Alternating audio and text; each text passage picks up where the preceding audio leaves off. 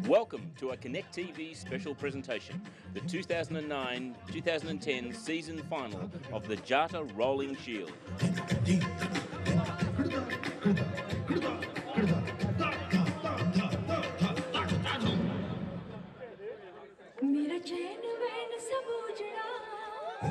Here I have with me Mr. Raja Jata, CEO of the Jata Group, a Melbourne-based finance and accounting firm, and they are the main sponsors for the 2020 Jata Rolling Shield. Today I have the man himself with me just to answer a few questions and give us an introduction to this brilliant event. Mr. Jata, what inspired you to bring about this 2020 Jata Rolling Shield? Basically, I've been to a few matches around and I've seen a lot of players with a lot of talent. Yeah.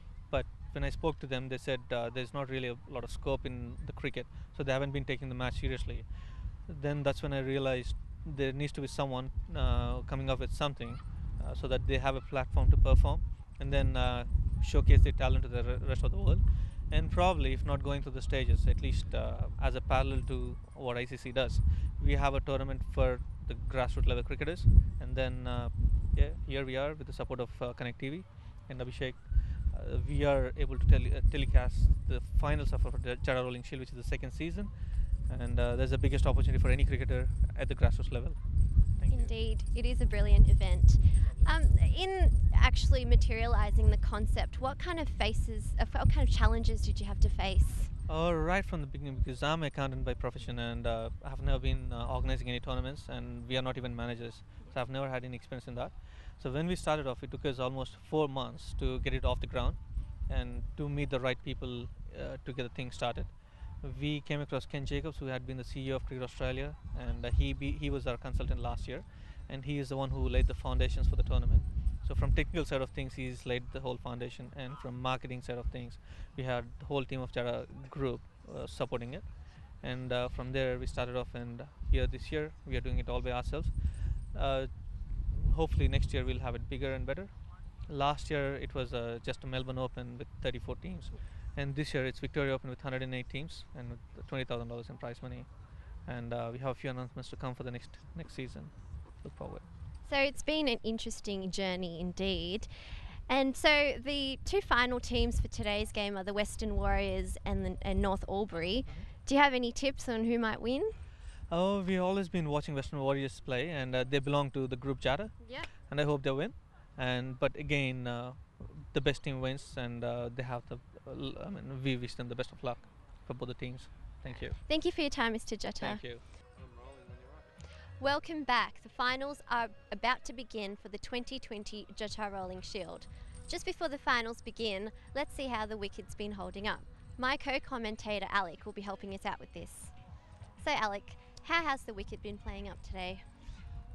It's probably been 2 games of varied conditions with the wicket today. The first wicket, or the first game we saw this morning, when there was a bit of dew on the ground and the wicket was still quite soft, the batsmen found it quite difficult to score, and hence I think the scores were sort of just over the 100 mark.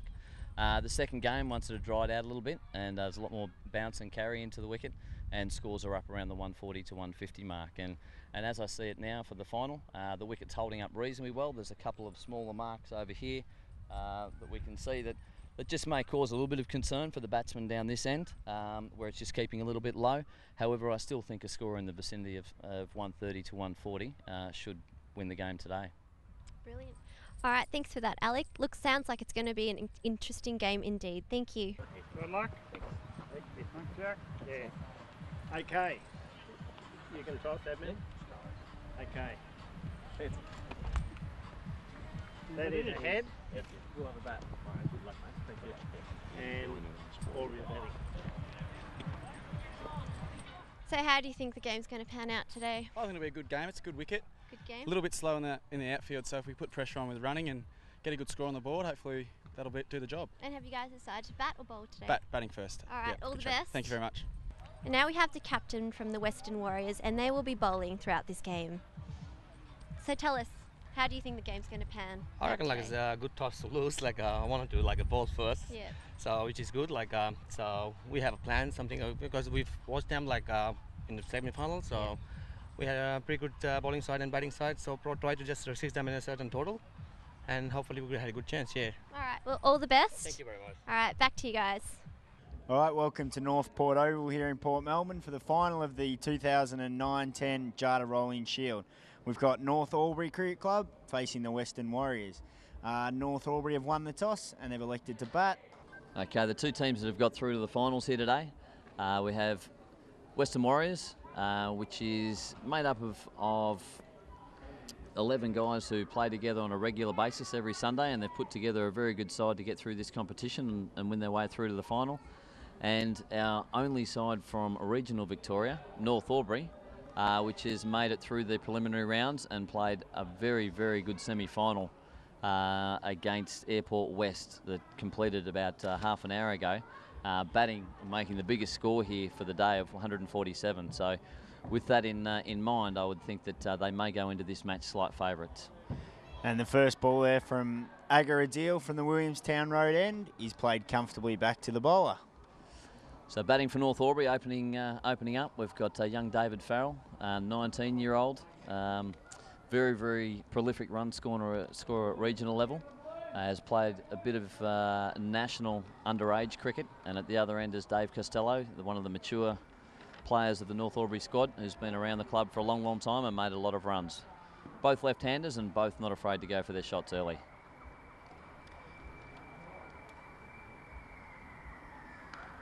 And that's well cut through the covers there by David Farrell.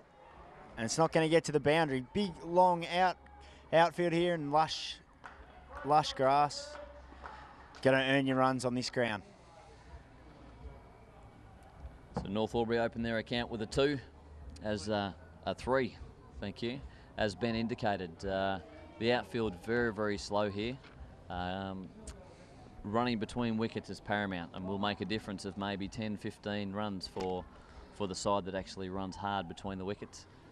North Albury demonstrated that last match that they are pretty quick between the wickets, so the Western Warriors are going to have you on their toes with that. And Aga, they're bowling into the rib cage of the batsman, and they work it onto the onside for a single.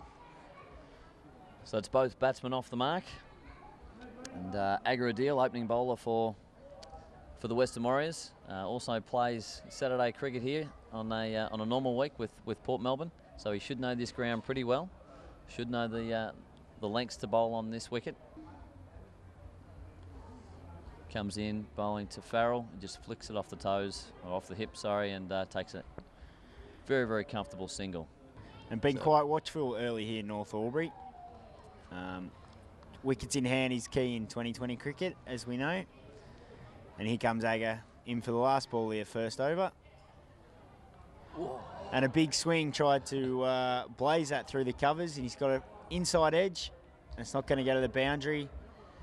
And they'll just settle for 2 runs. So very fortunate there, Farrell, I think. A French cut that hasn't quite found its way to the boundary, but good first over there from Aga. With the score after over number 1 being none for 8. Which brings second bowler on. There's another Port Melbourne player of Saturday who's used to this ground, Matthew Dakin, who went for a bit of tap in the semi-final. I think he had 13 or 14 taken from his first over. So I'm sure he'll want to redeem himself from that. Now he's got the opportunity to in the final. And Matthew is quite an experienced cricketer. He's played a lot of second 11 cricket for New South Wales.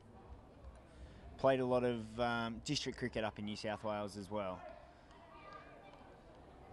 I think he's off the back of in the vicinity of 900 runs in competition club cricket last year, so he should be looking forward to playing out here. Not bowling that lengthy, won't. Well saved at a point. No, and it's fair to say Costello missed out there. It was a pretty ordinary start by Dakin. And he hit it hard, just picked out the man there in the covers. What are your thoughts on the field that Kawaja, the captain of the Western Warriors, has set here, Ben? Very standard 2020 field. As there's a change now, they bring the third man up. He's coming inside the circle. Only 2 men allowed outside the circle in the first 5 overs. So they're pushing the man out to deep cover, which is where